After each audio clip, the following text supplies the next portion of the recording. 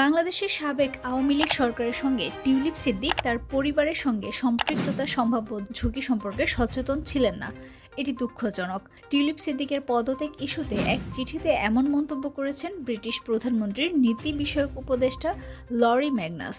তিনি টিউলিপ সিদ্দিকের বিরুদ্ধে ওঠা অভিযোগের তদন্তের দায়িত্বে ছিলেন। প্রধানমন্ত্রী কিয়ার স্টারমারের নীতি বিষয়ক উপদেষ্টা স্যার ল্যারি ম্যাগনাস প্রধানমন্ত্রী বরাবর দেওয়া চিঠিতে বলেছেন, টিউলিপ তার পরিবারের সঙ্গে বাংলাদেশের সাবেক প্রধানমন্ত্রী শেখ হাসিনার সম্পৃক্ত থাকার সম্ভাব্য ঝুঁকি সম্পর্কে সচেতন ছিলেন না। এটি দুঃখজনক। শেখ হাসিনা গণ অভ্যুত্থানের মুখে গত বছরের ৫ আগস্ট ক্ষমতাচ্যুত হয়ে ভারতে আশ্রয় নিয়েছেন।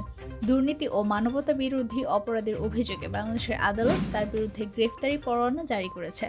তার সঙ্গে সম্পৃক্ত ব্যক্তিদের অর্থায়নে ক্রয় করা সম্পত্তি থেকে টিউলিপ সিদ্দিক সুবিধা পেয়েছেন, এমন খবর ব্রিটেনের সংবাদ মাধ্যমগুলোতে প্রকাশিত হয়েছে।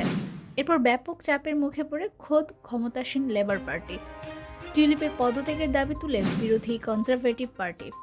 স্যার ল্যারি ম্যাগনাস চিঠিতে লিখেছেন, টিউলিপ সিদ্দিক স্বীকার করেছেন যে দীর্ঘ সময় ধরে তিনি কিংস ক্রসে কিভাবে ফ্ল্যাটের মালিক হলেন সে সম্পর্কে অজ্ঞ ছিলেন।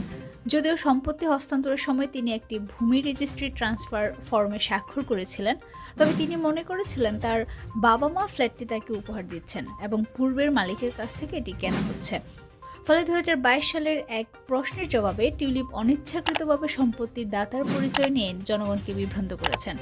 এটি একটি অনাকাঙ্ক্ষিত ভুল বোঝাবুঝি ছিল, যার ফলে মন্ত্রী হওয়ার পর তিনি তার মালিকানাধীন সম্পত্তির উৎস সম্পর্কে জনসম্মুখে সংশোধনী দেন।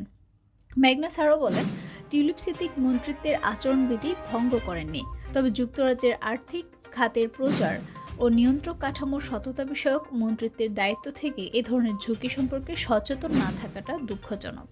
ম্যাগনাস বলেন, টিউলিপ সিদ্দিকের মন্ত্রিত্বের দায়িত্ব ও বাংলাদেশের সাবেক সরকারের সঙ্গে তার পরিবারের ঘনিষ্ঠ সম্পর্কের ঝুঁকির বিষয়ে আরও সতর্ক থাকা উচিত ছিল। আমি এই বিষয়টি মন্ত্রিসভার আচরণবিধি লঙ্ঘন হিসেবে দেখছি না।